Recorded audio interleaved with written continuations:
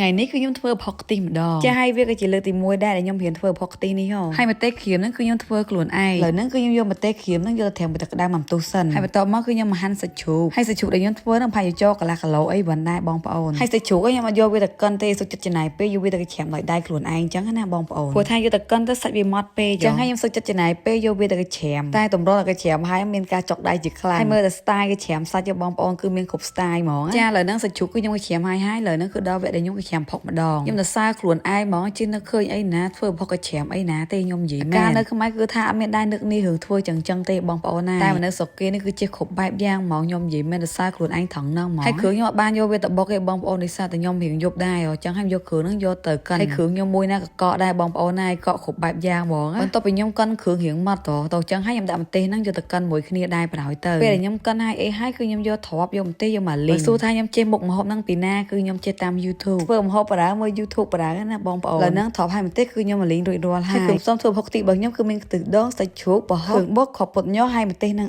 ឯងចាឥឡូវហ្នឹងគឺខ្ញុំដាក់ខ្លាញ់កូរជាមួយនឹងខ្ទឹមហើយបន្ទាប់មកខ្ញុំដាក់គ្រឿងកិនហ្នឹងកូរជាមួយខ្ទឹមឲ្យឈ្ងុយសិនបន្ទាប់មកគឺខ្ញុំដាក់ប្រហុកអាលីងជាមួយនឹងគ្រឿងហ្នឹងដែរពេលគ្រឿងហើយប្រហុកអាលីងចូលគ្នារួចរាល់អស់ហើយគឺខ្ញុំចាក់សាច់ជ្រូកចូលបន្ទាប់មកគឺខ្ញុំកូរសាច់ជ្រូកហើយគ្រឿងហ្នឹងឲ្យចូលគ្នាសិនចឹងណាបងប្អូនខ្ញុំចាក់ទឹកកន្លែងពីចានគ្រឿងហ្នឹងចូលមកបន្តិចដែរហើយខ្ញុំក៏ផាវាចេងបន្តិចដែរបងប្អូនបន្ទាប់ពីខ្ញុំកូរច្បល់សាច់ជ្រូកហ្នឹងរៀងស្ងួតទឹកបន្ទាប់មកទៀតគឺខ្ញុំចាក់ខ្ទិះដូងចូលពេលដែលខ្ញុំចាក់ខ្ទិះដូងចូលគឺខ្ញុំបន្ថយភ្លើងដោយសារខ្ញុំគិតថាខ្លាចវាចាប់ខ្លោចបាតអីចឹងណាបងប្អូនចាឥឡូវហ្នឹងផុកទីខ្ញុំទុកវាមួយងាស់ចោលសិនយកពេលហ្នឹងមកលាងចានឆ្នាំងសិនព្រោះថាមកតែវារីងប្រើពេលរៀងយូរដែរហើយខ្ញុំនិយាយមែនពេលធ្វើម្ហូបគឺខ្ញុំអត់សូវខ្ជិលទេតែពេលខ្ជិលហ្នឹងលាងចានលាងឆ្នាំងហ្នឹងឯងហើយផុកទីហ្នឹងមិនងាស់ទុកចោលណាបងប្អូនយើងអាសាកូរវាដែរបើមិនចឹងឯងខ្លោចបាតលើហ្នឹងចាឥឡូវហ្នឹងផុកទីរបស់ខ្ញុំគឺរីងទឹកអស់ហើយបន្ទាប់មកគឺខ្ញុំចាក់ទ្រាប់ម្ទេសចូលហើយកូរច្បល់វាចូលគ្នាបន្តិចមកចុងក្រោយគេគឺខ្ញុំដាក់ស្លឹកក្រូចសើចវាចំណិតទូចចឹងណាបងប្អូនរយវាពីលើចឹងមកផុកទីគេធ្វើរៀងមានជាតិទឹកផុកទីខ្ញុំធ្វើឡើងគោកទឹកអស់លេងតែបើនិយាយពីរសជាតិវាអត់អីទេបងប្អូនអាចទទួលយកបានរៀងឈ្ងុយខ្ទិះដូងឈ្ងុយអីចឹងណាពេលធ្វើផុកទីហាក់មានអីជ្រលក់មួយទេមានតែស្ពៃក្តោបមុខនឹងឯងបងប្អូនបាទសម្រាប់ខ្ញុំផុកទីចូលចិត្តញ៉ាំមួយទ្រាប់ហើយមួយស្បែកគួរ